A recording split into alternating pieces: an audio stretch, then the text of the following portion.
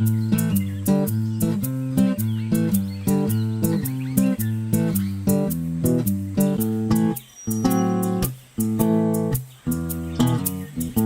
আমটাকে আমরা দুজন ভাগ করে নিলে ভালো হতো। ওই গাধাটা আমাদের বোকা বানিয়ে আমটা নিজে খেয়ে নিল আর চলে গেল, তার কারণ আমরা দুজন ঝগড়া করছিলাম। আমাদের বোকামোর জন্য যেটা হয়েছে সেটা ভুলে যাও। আমার খিদে পেয়েছে, আমি বরং এই আম গাছে চড়ে কয়েকটা আম পাড়ি।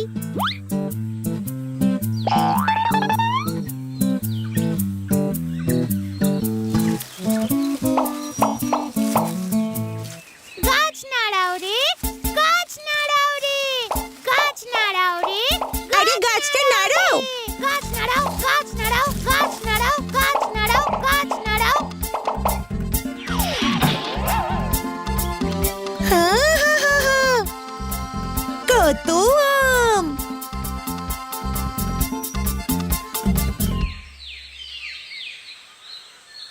যদি ওই গাধাটা আমাদের না ঠকাতো তাহলে ও আমাদের সাথে আম খেত। ভাই, গাধাটা তো আমাদের বোকা বানিয়েইছে, আমরাও তাহলে ওকে এবার বোকা বানাই। অন্তত একবার ওকে শিক্ষা দিতেই হবে, যাতে পরে ও আর কাউকে ঠকাতে না পারে। আমার কাছে একটা প্ল্যান আছে, কি বুদ্ধি? সেটা আমি তোমাকে বলছি।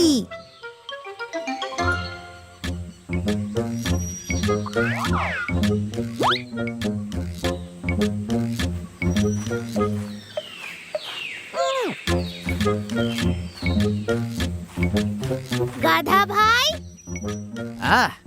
তোমরা এখানে কি করছো? দুজনেই আম পাড়তে পেরেছো নাকি? আশা করি এখন খুশি আছো। আমরা তো ভীষণ খুশি আছি।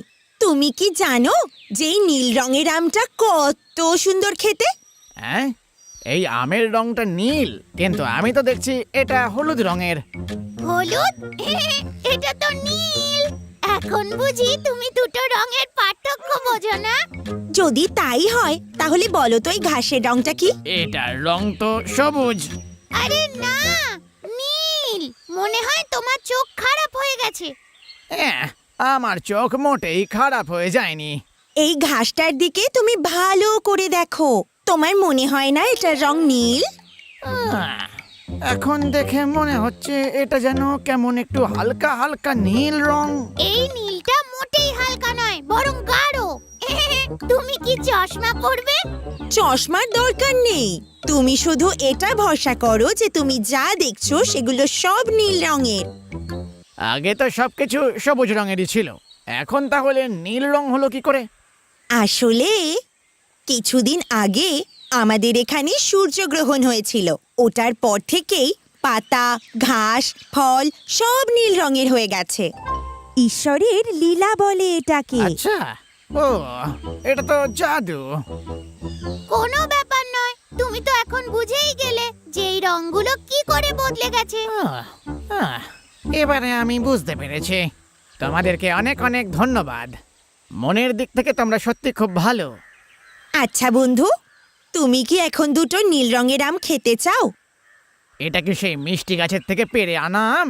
যে একবার খায় এই আম সে আর কোনোদিন এই স্বাদ ভোলে না। হ্যাঁ, এই জন্যই তো তোমায় জিজ্ঞেস করলাম আম খাবে। এই নাও, খাও। যদি এরকমই আম আমি রোজ খেতে পাই, তাহলে আমাকে রোজ রোজ এই কচি কচি সবুজ সবুজ ঘাসগুলো খেতে হয় না। সবুজ ঘাস নয়, নীল ঘাস। তুমি কিন্তু ভুলে যেও না গাধা বন্ধু। যেভাবে আমি তোমায় বললাম যেটা নীল রঙের ঘাস, এই একই জিনিস তুমিও বাকিদের বোঝাবে। আচ্ছা ঠিক আছে, তা না হয় বলবো। কি? এটা এটা নীল রঙের ঘাস। একদম ঠিক বলেছো। এবার আমাকে বলো, এই ঘাসের রংটা কি? নীল। নীল রং, নীল রং, ঘাসের রং নীল রং। কি বাচ্চারা, এটা ঠিক আছে তো?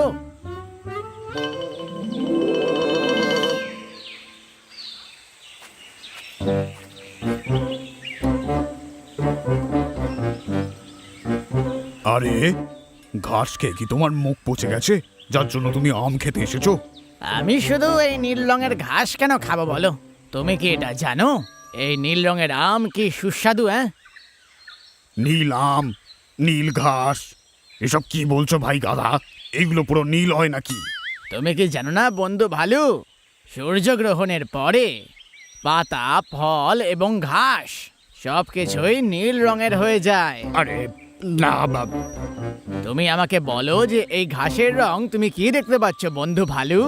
হ্যাঁ এ তো সবুজ। সবুজ নয়, নীল। আমার বন্ধু ভালু, ভালো করে ঘাসের দিকে তাকিয়ে থাকো। দেখছি। তুমি কি এটাকে ঘন নীল রঙের দেখতে পাচ্ছ না? হ্যাঁ, গাধা ভাইয়ের সাথে মনে হয় কিছু হয়েছে।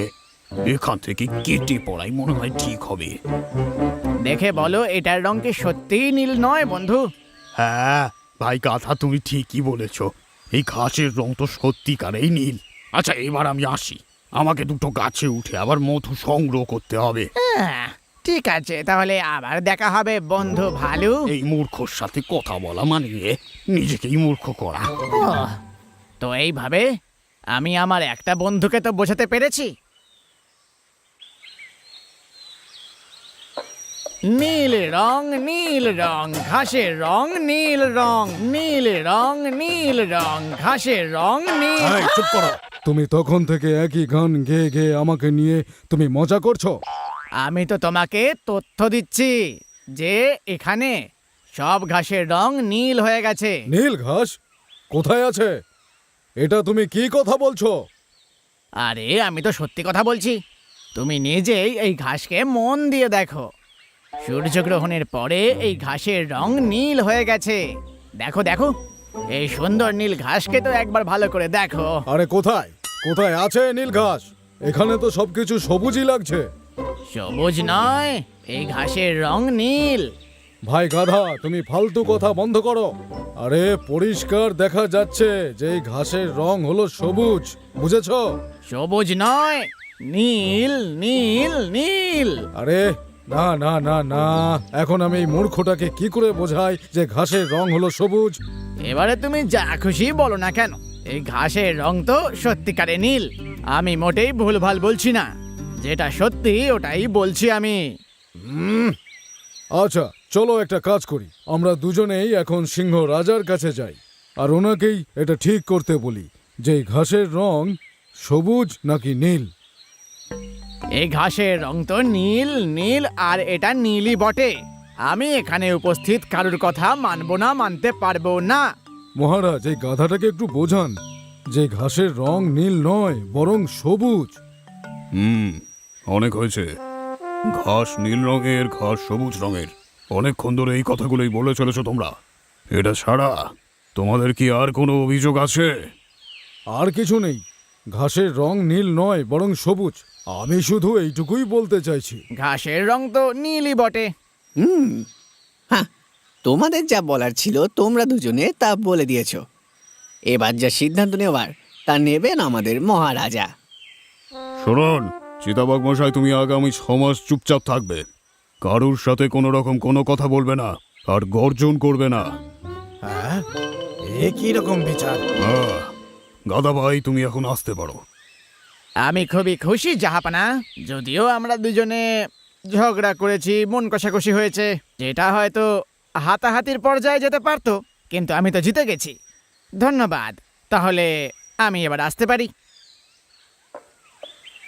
নীল রং, নীল রং, ঘাসের রং, নীল রং, নীল রং, নীল রং, ঘাসের রং, নীল রং। আমি সত্যি কথা বলে শাস্তি পেলাম, আর ওই গাধা যে যা খুশি বলে গেল, ওকে আপনি এমনি ছেড়ে দিলেন? আপনি তো সবকিছুই জানেন এই ঘাসের রং নীল নয়, সবুজ। তা সত্ত্বেও আপনি আমাকে শাস্তি কেন দিলেন? ঘাসের রং সবুজই আছে, আমি এটা অনেক আগে থেকেই জানি। তোমাকে শাস্তি এজন্য দিচ্ছি যে একজন জ্ঞানী আর সক্ষম তোমার মতো একটা শক্তিশালী জীব একটা মূর্খ গাধার সাথে তর্ক বিতর্ক করে নিজের মূল্যবান সময় নষ্ট করলে।